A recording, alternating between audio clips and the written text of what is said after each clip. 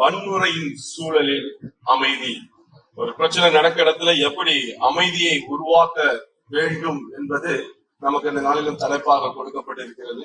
இந்திய சூழ்நிலையிலே இன்னைக்கு இருக்கிற ஒரு சமுதாயத்திலே கண்டிப்பாக இந்த அமைதி ஒரு தேவையான ஒன்றாக தான் இருக்கிறது. ஏன்னா நாம் தினமும் செய்தித்தாள்களிலே இல்ல இப்ப இருக்கிற இந்த வாட்ஸ்அப்ல நம்ம தினமும் பார்க்கிறோம், ஆங்காங்கே வன்முறைகள், கிறிஸ்தவருக்கு விரோதமான வன்முறைகளும் இருக்கிறது. ஜாதி மதம் இப்படிப்பட்ட எல்லா சூழலிலும் மக்கள் ஒருவருக்கு ஒருவர் ஒரு என்ன சொல்லலாம், ஒரு பிரச்சனைகளோடு தான் ஒவ்வொரு நாளும் ஒவ்வொரு மக்களும் இருக்கிறது. தினமும் நம்ம கேள்விப்படுகிறோம்.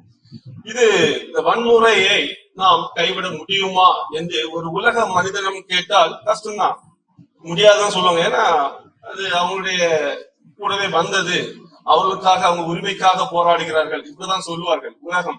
ஆனால் வேதம் நமக்கு அழகாக சொல்லுகிறது, வன்முறை இல்லாமல் நாம் இருக்க முடியும். அதற்கு ஆண்டவராக இயேசு கிறிஸ்துவின் அன்பும் அவருடைய சமாதானமும் அவர் நமக்கு சொல்லி போன அந்த மன்னிப்பும் அது நமக்குள்ளாக கிரியை செய்யும் பொழுது நாம் இந்த வன்முறை இல்லாமல் ஒரு அமைதியான ஒரு சூழலிலே நாம் ஒவ்வொருவரும் வாழ முடியும். நாம் இன்னைக்கு அதுதான் நாம தியானிக்க போகிறோம். வன்முறை இல்லாமல் எப்படி ஒரு மனிதன் வாழ முடியும். முதலாவது, சமுதாயம் என்பது ஒரு தனிப்பட்ட ஒரு விஷயத்தை சொல்ல முடியாது. ஒவ்வொரு இண்டிபெண்டன்ட் ஒரு பர்சனை தான் சமுதாயமாக நம்ம மாற்றுகிறோம். 4 பேர் சேர்ந்தா அது ஒரு சமுதாயம். அப்போ முதலாவது மாற வேண்டியது ஒரு தனி மனிதன். அப்போ சமுதாயத்திலே வன்முறை இருக்கக்கூடாது என்று நாம் பார்ப்போமானால் தனி மனித ஒழுக்கம் நமக்கு மிகவும் அவசியமாக இருக்கிறது. இந்த தனி மனித ஒழுக்கம் கண்டிப்பாக மனுஷியத்திலே நடந்தால் எந்த மனிதனாலும் முடியாது. இந்த வேதத்தின் மூலம் ஆண்டவர் நம்மளோடு கூட இருந்தார், ஆனால் மட்டும்தான் ஒரு தனி மனித ஒழுக்கம் ஒரு மனுஷனுக்கு வரும். ஏன்னா ஆண்டவராக இயேசு கிறிஸ்து நமக்கு சொல்லி போயிருக்கிறார், அவருடைய சமாதானத்தை நமக்கு கொடுத்திருக்கிறார். அந்த சமாதானம் இருந்தனால் ஒரு இடத்துல அமைதியா இருக்கும். அதே போல ஆண்டவராக இயேசு கிறிஸ்து சிலுவையிலே நமக்கு சொல்லிக் கொடுத்திருக்கிறார் எப்படி மன்னிக்க வேண்டும். அவரை கொல்லுகிற மனிதனையும் மன்னிக்கிறார் என்றால் அவருடைய அந்த பெருந்தன்மை அவரை நாம் நினைத்து பார்க்க வேண்டும். எவ்வளவு பெரிய ஆண்டவரை நான் எனக்கு கடவுளாக கொண்டிருக்கிறேன். அந்த மன்னிப்பு ஒரு மனிதனுக்குள்ளே கிரியை செய்யும் பொழுது சமுதாயத்திலே வன்முறை இல்லாமல் இருக்க முடியும். அதே போல ஆண்டவராக இயேசு கிறிஸ்து நமக்கு அன்பை சொல்லி கொடுத்து போயிருக்கிறார். இதற்கு முன்பாக பழைய ஏற்பாட்டில இந்த அன்பு வேற, இன்னைக்கு இருக்கிற அன்பு வேற, அவர் சொல்லி போன அன்பு வேற. அந்த அன்பு ஒரு மனிதனுக்குள்ளாக இருந்தனால் கண்டிப்பாக வன்முறை இல்லாமல் அமைதியாக எல்லா மனிதனாகவும் வாழ முடியும். அப்போ முதலாவது சமுதாயத்திலே அமைதி வேண்டும் என்றால் தனி மனித ஒழுக்கம் நமக்கு வேண்டும். அப்ப நாம் ஒவ்வொருவரும் நான் என்னை முதலாவது சுத்தம் செய்து கொள்ள வேண்டும், நான் இதுல இருந்து என்னை எப்படி நான் விடுவித்துக் கொள்ள வேண்டும் என்று நாம் ஒவ்வொருவரும் சிந்தித்து நாம் செயல்படுவோமானால் கண்டிப்பாக அமைதியை உண்டு பண்ண முடியும். முதலாவது 3 காரியங்களை குறித்து நாம் இந்த நாளிலும் பார்க்க போகிறோம். அமைதிக்கு முதலாவது சமாதானம், 2வது மன்னிப்பு, 3வது அன்பு. இந்த 3 காரியங்கள் குறித்து அந்த நாளிலும் நம்ம தியானிக்க போகிறோம். முதலாவது சமாதானம். மத்தேயு 5:9 ஆண்டவர் சொல்லிக்கிறார், சமாதானம் பண்ணுகிறவர்கள் பாக்கியவான்கள், அவர்கள் தேவனுடைய புத்திரர் எனப்படுவார் என்று ஆண்டவராக இயேசு கிறிஸ்து நமக்கு சொல்லி இருக்கிறார். சமாதானம் பண்ணுகிறவர்கள். அப்போ நாம் முதலாவது சமாதானம் நமக்குள்ளாக இருக்க வேண்டும், தேவ சமாதானம் நமக்குள்ளாக இருக்க வேண்டும். 2வது, வெளியே காணப்படுகிற சூழ்நிலையிலே ஒரு இடத்துல ஒரு பிரச்சனை வருகிறது என்றால் அந்த இடத்துல நான் போனால் சமாதானம் வர வேண்டும். நான் போய் அந்த இடத்துல பிரச்சனை ஆகக்கூடாது. ஒரு இடத்துல பிரச்சனை வருதுன்னா நான் போய்விட்டே இருந்தால் அந்த இடத்துல எப்படியாவது சமாதானம் வர வேண்டும். அதற்கு ஆண்டவராகிய அவருடைய சமாதானம் எனக்குள் இருந்தால் மட்டும் முடியும். நாம் இதற்கு வேதத்துல ஒரு ஆதாரமாக 1 சாமுவேல் 25வது அதிகாரத்தை நாம் பார்க்கும் பொழுது இங்கே ஒரு அழகான ஒரு சம்பவம் சொல்லப்பட்டிருக்கிறது. அங்கே இந்த 1 சாமுவேல் 25வது அதிகாரம் ஒரு 3 மனிதர்களை குறித்து சொல்லப்பட்ட ஒரு காரியம். ஒன்று தாவீது, 2வது நாபால் என்கிற ஒரு மனிதன், அவருடைய மனைவி அபிகாயில். இந்த 3 ஆட்களையும் சொல்லப்பட்டிருக்கிறது இந்த அதிகாரத்திலே. இங்க பாத்தீங்கன்னா இந்த நாபால் என்கிற ஒரு மனிதன், அவரை பற்றி வேதம் சொல்லுகிறது ஒரு குடிகாரன், அவன் ஒரு பைத்தியக்காரன், அவன் பேலியாளின் மகன். பேலியாள்னா ஒரு பிசாசு, பிசாசின் மகன் என்று அவனை வேதம் வர்ணிக்கிறது. அவனுடைய மனைவி அபிகாயில். அந்த பெண்ணை பற்றி சொல்லியிருக்கிறது ஒரு புத்திசாலியான ஒரு பெண், ஒரு ரூபவதியான ஒரு பெண் என்று சொல்லப்பட்டிருக்கிறது. பாருங்க, இந்த சூழ்நிலையிலும் நம்ம அநேக இடங்கள்ல பார்க்கிறோம், சில ஆண்கள், எல்லாரும் இல்ல, சில ஆண்கள் இதே போலதான் இருக்கிறார்கள். பேலியாளின் மகன் குடித்து வெறித்து அவங்க ஒரு துன்மார்க்கமான நிலையில் இருக்கிறார்கள். மனைவிகளை பார்த்தால் உண்மையிலே ஆண்டவருக்குள்ளாக இருக்கிற மனைவிகள் நம்மளுடைய சமுதாயத்திலே நாம் பார்க்க முடிகிறது. இங்க வேதத்திலும் ஒரு புத்திசாலியான ஒரு பெண்ணை இங்கே சொல்லப்பட்டிருக்கிறது, அபிகாயில். ஒரு இடத்திலே பிரச்சனை வரும்பொழுது இந்த அபிகாயில் எப்படி அந்த இடத்திலே அவள் ஆண்டவருடைய வார்த்தையை கொண்டு ஒரு சமாதானத்தை உருவாக்குகிறாள் என்று இந்த 1 சாமுவேல் 25வது அதிகாரம் நமக்கு சொல்லுகிறது. இங்கே தாவீது அவருடைய ஆட்கள் ஒரு 10 பேர் வாலிபர்களை இந்த நாபாலிடம் அனுப்புகிறார். எதற்கு? தனக்கு தேவையான உணவை வாங்கி கொண்டு அந்த நாபாலை நீங்கள் நலம் விசாரித்து வாருங்கள் என்று தாவீது தன்னுடைய வாலிபர்களை அங்கே அனுப்புகிறார் நாபாலிடம்.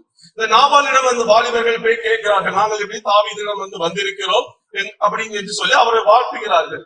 நான் முதலில் சொன்ன போல இந்த நாபால் ஒரு குடிகாரன். அவர் அங்கே சொல்லுகிறார், தாவீது யார், ஈசாயின் மகன் யார் என்று அந்த வாலிபர்களை அவமானப்படுத்தி தேவையான உணவும் கொடுக்காமல் அவர்களை அங்கே இருந்து அனுப்பி விடுகிறார்கள். இந்த சம்பவத்திலே இவர்கள் அப்படியே போய் தாவீதிடம் சொல்லுகிறார்கள், இப்படி நீங்கள் அனுப்பின மனிதனிடம் போய் நாங்கள் நலம் விசாரித்தோம், எல்லாம் சொன்னோம், அவர் எங்களை இப்படி அவமானப்படுத்தி அனுப்பிவிட்டார் என்று.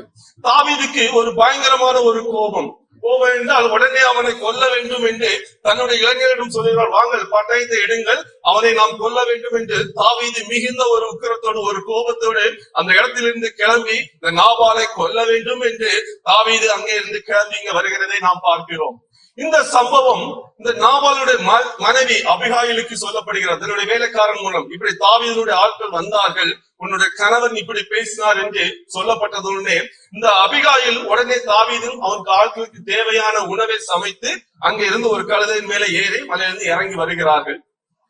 தாவீது கோபத்தோடு அங்கிருந்து வருகிறார். இந்த அம்மா மேல இருந்து சமாதானத்தோடு வருகிறது, தாவீது கோபத்தோடு வருகிறார். ஒரு இடத்திலே வன்முறை நடக்க போகிறது, நாபாலை கொல்ல வேண்டும் என்று தாவீது அங்கே வந்து கொண்டிருக்கிறார்.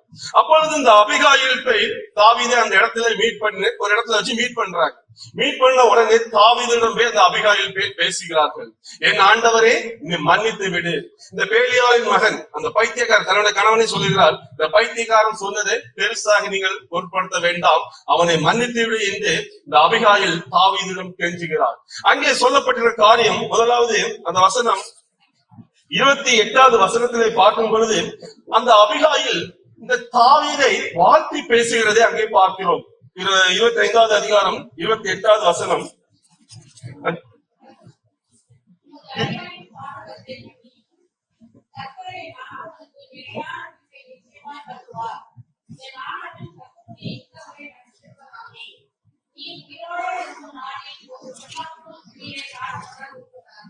பாருங்க, அங்கே முதலாவது போன உடனே அந்த அம்மா அபிகாயில் வந்து தாவீதிடம் அவனை அங்கே வாழ்த்தி ஒரு நீர் கர்த்தருடைய யுத்தங்களை பண்ணுகிற ஒரு மனிதன் என்று கர்த்தருடைய நாமத்தை கொண்டு அந்த தாவீதிடம் பேசுகிறாங்க. அந்த முதல் ஸ்பீச்சிலே அவங்க கண்டிப்பா தாவீது கண்டிப்பா ஆஃப் ஆயிருப்பாரு.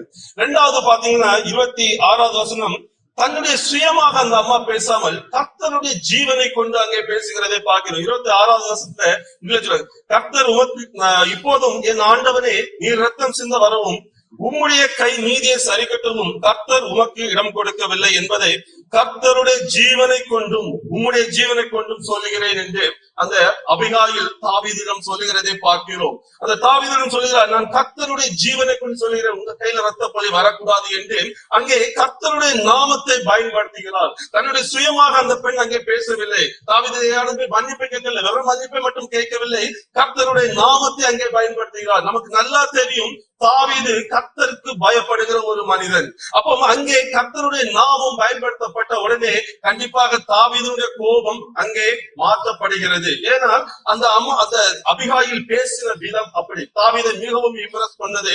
அதே போல ஆண்டவருடைய நாமத்தை கொண்டு அங்கே அவர் பேசுகிறதையும் பார்க்கிறோம். 3வதாக அவர்கள் 29வது வசனத்தை சொல்லும் பொழுது தாவீதின் ஆத்துமா கர்த்தரின் ஆதரவில் இருக்கிறது என்று தாவீதை உயர்த்தி அங்கே பேசுகிறதை பார்க்கிறோம். இது சாதாரண மனுஷன் கிடையாது, நீர் அவனை கொல்றதுக்கு மற்றவங்களை கொல்ல சாதாரண மனுஷன் கிடையாது. உங்களுடைய ஆத்துமா கர்த்தருடைய தயவிலே இருக்கிறது, கர்த்தருடைய ஒரு மனிதன், நீர் அவரை கொல்லக்கூடாது என்று அவர்கள் மறுபடியும் அந்த ஒரு பயங்கரமான கோபத்தில வருகிற மனிதனிடம் கர்த்தருடைய மனிதன் என்பதை அவர்கள் சுட்டி காட்டுகிறார்கள். நீர் தேவனால் முன்குறிக்கப்பட்ட ஒரு மனிதன் என்பதை சுட்டி காட்டுகிறார்கள்.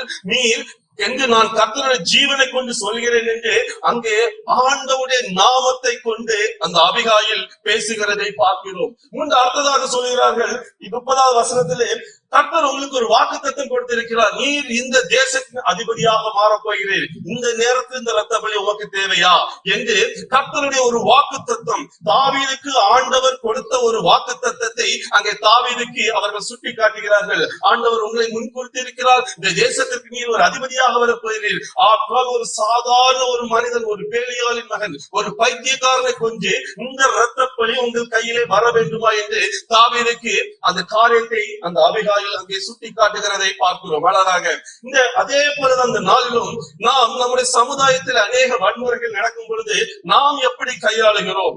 ஆண்டவருடைய நாமத்தை கொண்டு கையாளுகிறோமா, இல்ல மனுஷீகத்திலே நாம் நிற்கிறோமா? இந்த அபிகாயில் அங்கே தன்னுடைய சுயமாக இல்லாமல் ஆண்டவரை தேவனை கொண்டு அங்கே நிற்கிறதை பார்க்கிறோம். அவர்கள் பேசின ஒவ்வொரு விதமும் கர்த்தரை கொண்டு பேசுகிறார்கள்.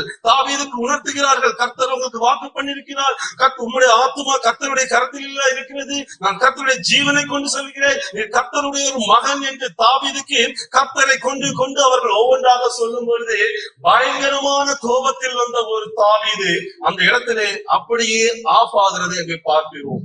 நாம் இந்த நாளிலும் நமக்குள் அநேக வன்முறைகள், முதலாவது குடும்பத்திலே வன்முறைகள், சமுதாயத்திலே வன்முறைகள், சபையில அதற்கு மேலான வன்முறைகள், பொன் சண்டை, இப்படி அநேக காரியங்களை நாமும் அநேக காரியங்களை பார்ப்போம். வேலை பார்க்கிற இடத்துல வன்முறைகள் நாம் எப்படி கையாளுகிறோம்? நம்முடைய சமாதானம் எப்படி இருக்கிறது?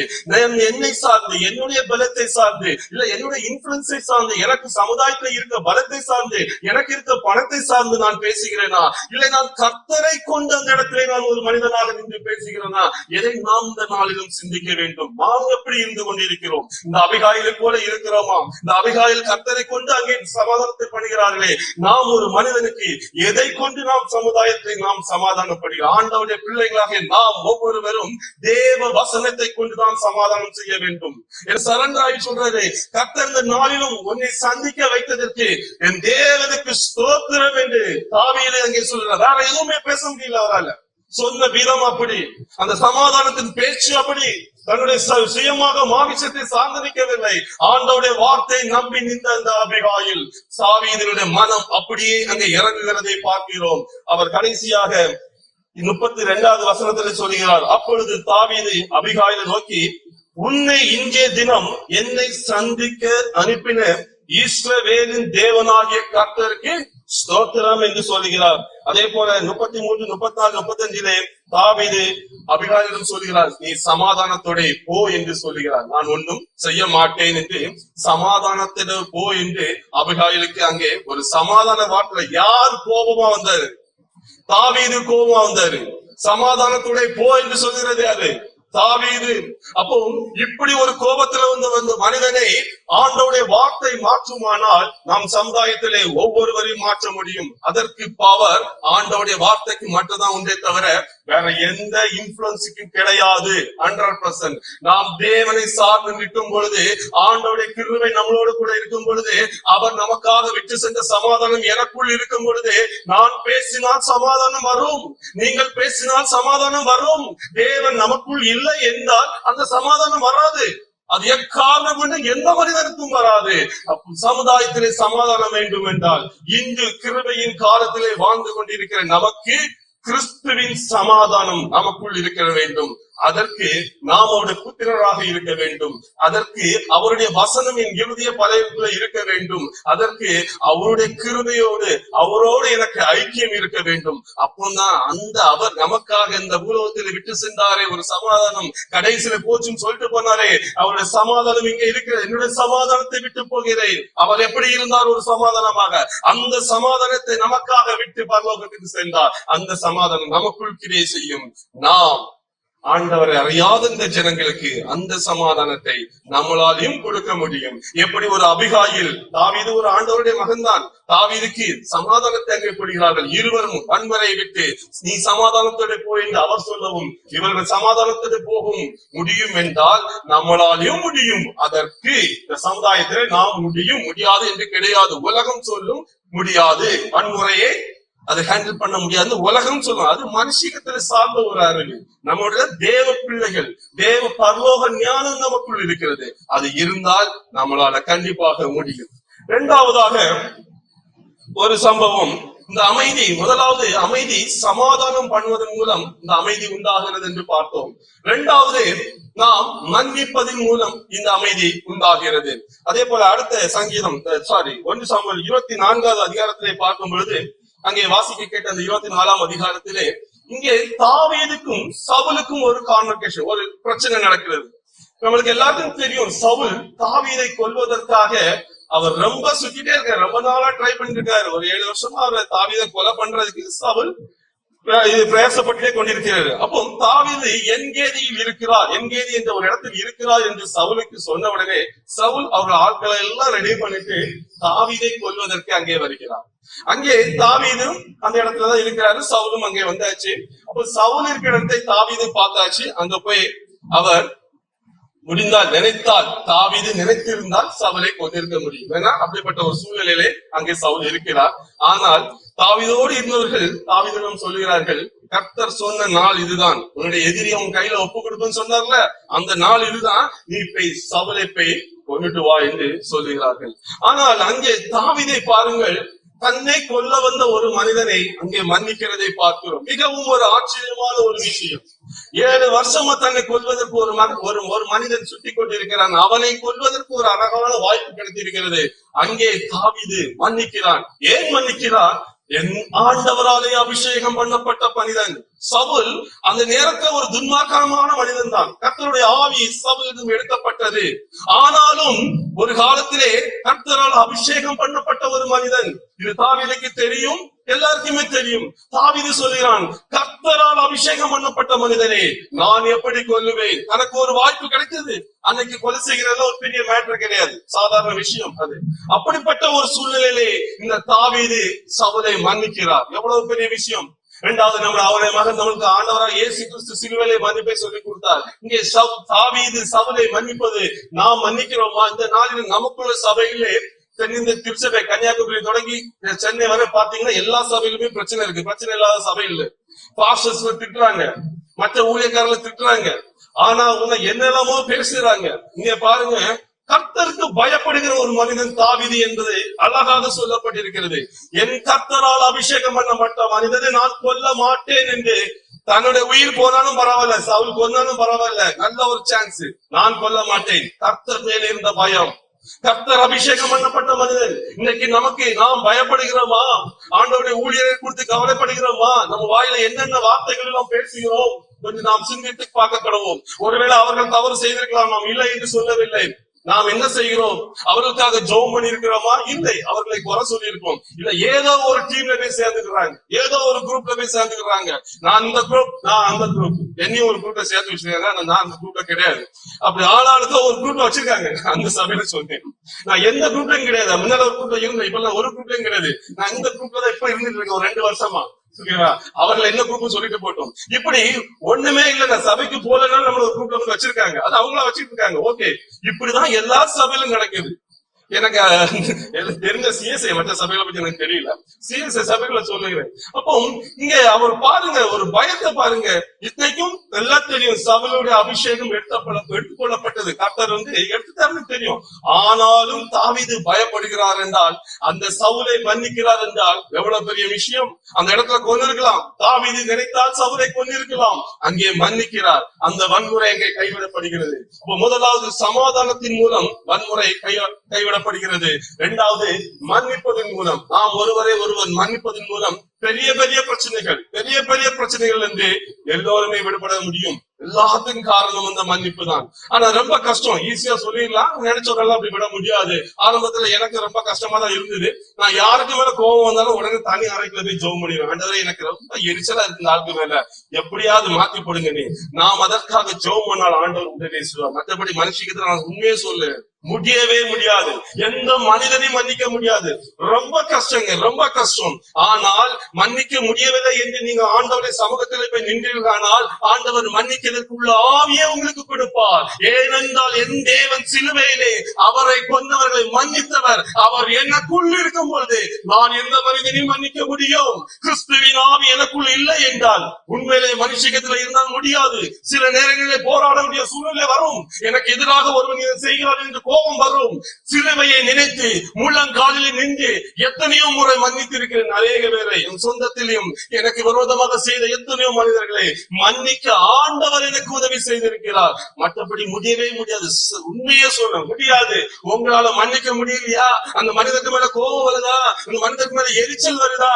ஜெபம் பண்ணுங்க. ஆண்டவரே எனக்கு எரிச்சல் வருது, உங்க சமாதானம் நீங்க மன்னிச்சீங்க, அந்த மன்னிப்பின் கிருபையை எனக்கு கொடுங்க என்று நாம் கேட்கும் பொழுது மன்னிக்க முடியும். அதற்கு நான் என்னை சார்ந்து இருந்தால் முடியாது. வேதத்தையும் ஆண்டவரையும் சார்ந்து அதற்கு அவரிடமே கேட்கணும். கேட்டால் அவர் கிருபை அளிப்பார். என்னால முடியல ஆண்டவரே, எனக்கு உதவி பண்ணுங்க. என்னால சமாதானம் இருக்க முடியல, என்னால இவரை மன்னிக்க முடியல, இந்த மனிதனும் என்னால அன்பு காட்ட முடியல, நீங்க சொன்ன அன்பை என்னால காட்ட முடியல என்று தேவ சமூகத்துல போய் ஜெபம் இதுக்காக பண்ணணும். எதுக்கெல்லாமோ ஜெபம் பண்றோம். அந்த தேவை, இந்த தேவை, இந்த தேவை ஜெபம் பண்றோம். உள்ளான மனிதனுக்கு தேவையான சமாதானம், உள்ளான மனிதனுக்கு தேவையான மன்னிப்பு, உள்ளான மனிதனுக்கு தேவையான கிறிஸ்துவின் அன்பு. நமக்குள்ள அன்பு இல்ல, ஆவின் கனிகளில் இருக்க அந்த அன்புக்காக ஜெபம் பண்ணி பாருங்கள். வாழ்க்கை மாறும். வன்முறைகள் நாம் கைவிட முடியும். வாயின் வார்த்தைகள் சமாதானத்தை உண்டு பண்ணும், பிரச்சனையை உண்டு பண்ணாது. சமாதானம் என் வாயிலிருந்து வந்தால் சமாதானம் வரும். அதற்கு கிறிஸ்துவின் கிருபை என்னோடு இருக்க வேண்டும். இல்லை என்றால் இந்த காரியத்திலே மிகவும் கடினம், மிகவும் கடினம். நன்றாக தெரியும். நான் அனுபவத்தில் தான் சொல்லுகிறேன். நான் ஜெபித்து வெற்றியை பெற்ற ஒரு சந்தோஷத்தில் உங்களோடு பகிர்ந்து கொள்கிறேன். எத்தனையோ பேரை மன்னிச்சிருக்கேன். சில ஆட்கள் தேவையில்லாத எரிச்சல் வரும். ஏன் இப்படி பண்ற இந்த எரிச்சல் வந்துட்டே இருக்கும். ஜெபம் பண்ணி விட்டு இருக்கேன். சில ஆட்கள் மேல அன்பு செலுத்தவே முடியாது. என்ன பண்ணாலும் அன்பு வராது. ஏன் ஆண்டவரையும் கேட்பேன். அந்த ஆளுக்கு மேல ஒரு அன்பு வரும். எல்லாம் தேவ கிருபை. அதற்குதான் நாம் ஜெபம் பண்ண வேண்டும். அதற்குதான் நாம் முழங்கால்கள் முக்கியமாக பயன்பட வேண்டும். இரண்டாவதுதான் தேவைக்கு. இதற்காக ஜெபித்து பாருங்கள், வாழ்க்கை மாறும். மூன்றாவதாக இந்த அமைதி வேண்டும் என்றால் அன்பு, நமக்குள் அன்பு வேண்டும். அது மனுஷிக அன்பை கொண்டு கட்டாயம் முடியாது, முடியவே முடியாது. தேவனுடைய அன்பை கொண்டுதான் முடியும். இந்த அன்பு 3 விதத்திலே வேதத்தில் சொல்லப்பட்டிருக்கிறது. ஆண்டவர் நமக்கு 3 விதமாக சொல்லிக் கொடுத்திருக்கிறார். முதலாவது அன்பு யோவான் 13:34-35.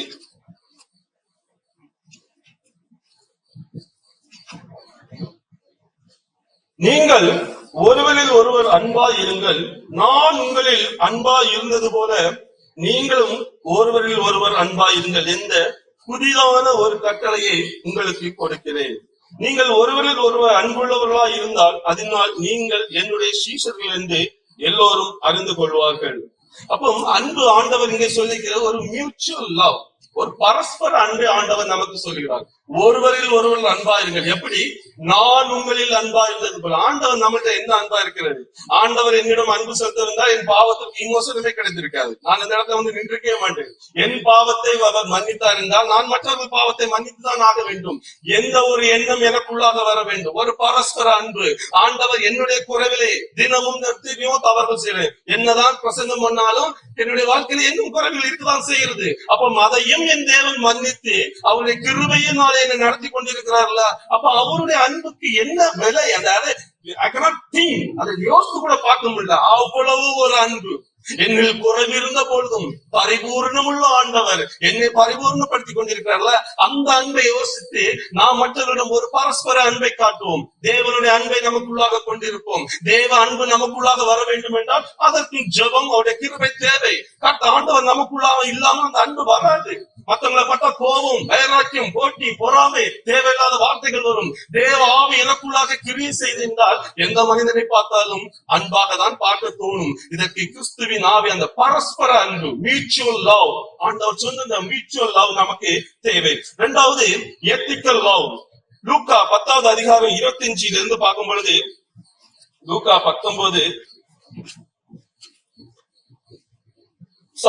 5வது அதிகாரம், மன்னிச்சிருங்க, மத்தேயு 5வது அதிகாரம்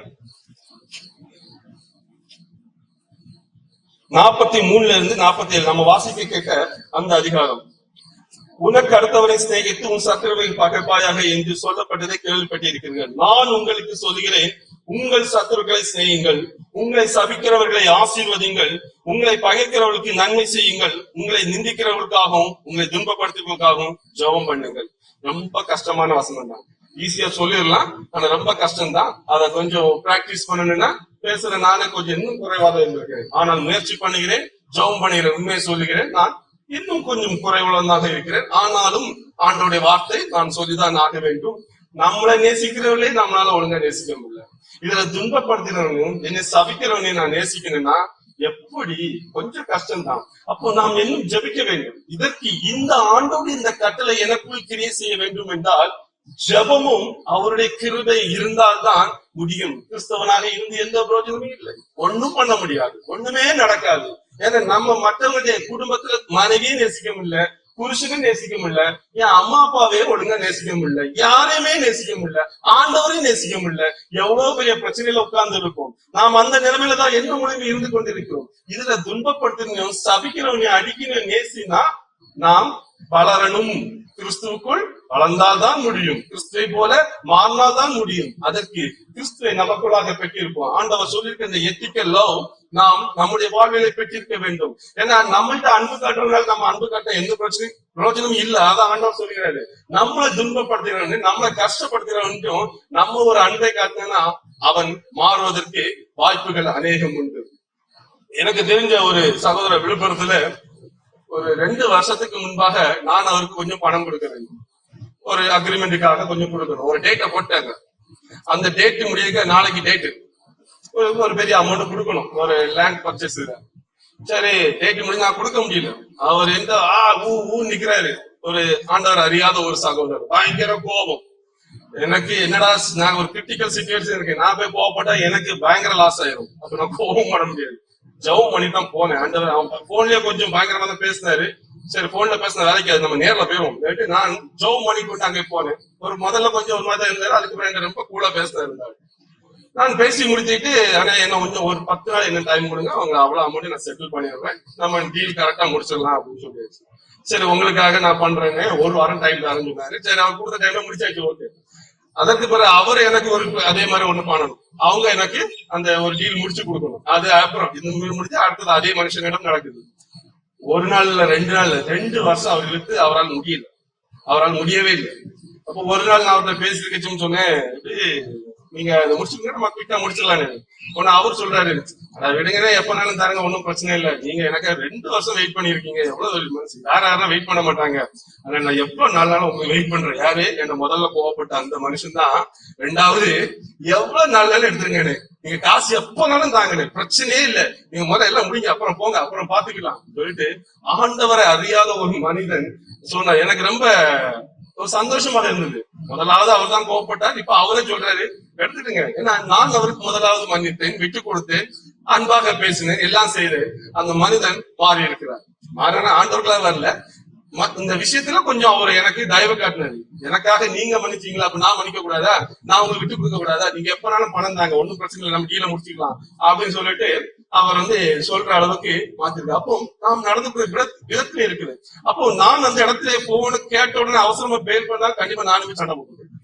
என்னதான் இருந்தாலும் நான் போன் வந்தோன்னு சரி அவரை மீட் பண்ண போகணும், என்ன பண்ணணும்னு சொல்லிட்டு மார்னிங் பிரேக்பாஸ்ட் முடிச்சிட்டு இந்த ஆர்டர் போகணுமே, இவன் வேற டென்ஷன்ல இருக்கானே, என்ன பண்றதுன்னு சொல்லிட்டு சரி ஜெபம் பண்ணிட்டு போவோம் அப்படின்னு சொல்லிட்டு இதற்காக ஜெபம் பண்ணிட்டு போறேன். அந்த காரியங்களை ஆண்டவர் எல்லாமே மாற்ற முடியும். அங்க போனா எங்க 2 பேருக்கும் ஒரு பெரிய சமாதானம். போன்ல கொஞ்சம் கோபமா பேசினது, 2 ரொம்ப அன்பா பேசினாரு. அதுக்கப்புறம் இன்னைக்கும் அந்த சமாதானம் முடிஞ்சு, அந்த எல்லா வீல் பிரச்சனை எல்லாம் முடிஞ்சு தேவ சமாதானம் எங்களுக்கு கிரியை செய்கிறது. பாருங்க, ஆண்டவர் நாம் ஜெபிக்கும் பொழுது எதற்காக ஜெபிக்கிறோம்? ஆண்டவரே அந்த சமாதானத்தை தாங்க, இந்த இடத்துல பிரச்சனை வந்துடக்கூடாது, இந்த வன்முறைகள் எங்களுக்குள்ள நான் கோவப்படக்கூடாது ஆண்டவரே என்று நான் கேட்டுக்கொண்டு போகும் பொழுது எந்த சூழலும் ஆண்டவர் அவருடைய அன்பை அங்கே நமக்கு காட்டுகிறார். ஒரு சமாதானம் நம்மளுக்குள்ள கிரியை செய்யும். ஆண்டவரை அறியாத மனிதன் சாட்சியாக சொல்கிறார். ஆண்டவரை அறிந்த பிள்ளைகள் எவ்வளவு தூரம் இருக்க முடியும் யோசித்து பாருங்க. அப்போ ஆண்டவருடைய அன்பு நமக்குள் கிரியை செய்ய வேண்டும். அடுத்ததாக டிவைன் லவ், தெய்வீக அன்பு. ஆண்டவர் சொல்ற ethical love, mutual love, divine love. இந்த தெய்வீக அன்பு ரோமர் 5:8 பார்க்கிறோம். நாம் பாவிகளா இருக்கையில் கிறிஸ்து நமக்காக மறுத்ததினாலே தேவன் நம்மேல் வைத்த தமது அன்பை விளங்க பண்ணுகிறார். இது ஆண்டவர் ஒரு மனுஷனுக்கு மேல வைத்த அன்பு. இதை நம்ம காட்ட முடியாது, இந்த ஆண்டவர் மட்டும்தான் காட்ட முடியும். அவருடைய அன்புடைய ஆழத்தை சொல்லுகிறோம். நாம் பாவிகளாய் இருக்கையில், அது வார்த்தை ரொம்ப முக்கியம், நாம் எல்லோரும் பாவிகளாய் இருக்கையில் அவர் நமக்கு மரித்ததுனாலே. பாருங்க, நான் பாவியா இருக்குச்சும் எனக்காக அவர் மரித்தார்னா, ஒருத்தன் தப்பு செய்யும் பொழுது துன்மார்க்கமான ஒரு வார்த்தையை பேசும் பொழுது நான் மன்னிக்கிறதுல எந்த தவறும் கிடையாது. ஏன்னா நான் கடனாளி, கடன் வாங்கிட்டு இருக்கேன், அதனால நான் யோக்கியம் கிடையாது. ஏன்னா நான் பாவியா இருந்தேன், எனக்காக அவர் மரித்திருக்கிறார், அவருக்கு கடன்காரன் நான், அதனால நான் யோக்கியனா வேஷம் போட முடியாது. ஒருத்தன் திட்டினாலும் மன்னிச்சுதான் ஆகணும், துன்மார்க்கமா பேசினாலும் மன்னிச்சுதான் ஆகணும். ஏன்னா ஏற்கனவே கடன் வாங்கி வச்சுட்டு இருக்கேன், ஏசுக்கு நான் கடன் வாங்கி வச்சிருக்கேன், அவர் என்ன மன்னிச்சிருக்காரு, நான் பாவியா இருக்குச்சுமே என்ன மன்னிச்சிருக்காரு, அப்ப நான் மற்றவர்களை மன்னித்துதான் ஆக வேண்டும். அதற்கு கிறிஸ்துவின் அன்பு நமக்குள் கிரியை செய்யும். இந்த தேவ அன்பு, இந்த கிறிஸ்துவின் அன்பு, இந்த பரஸ்பர அன்பு, இந்த தெய்வீக அன்பு, இதெல்லாம் நமக்குள்ளாக இருக்கும் பொழுது வன்முறைக்கு அங்க இடமே இல்லை.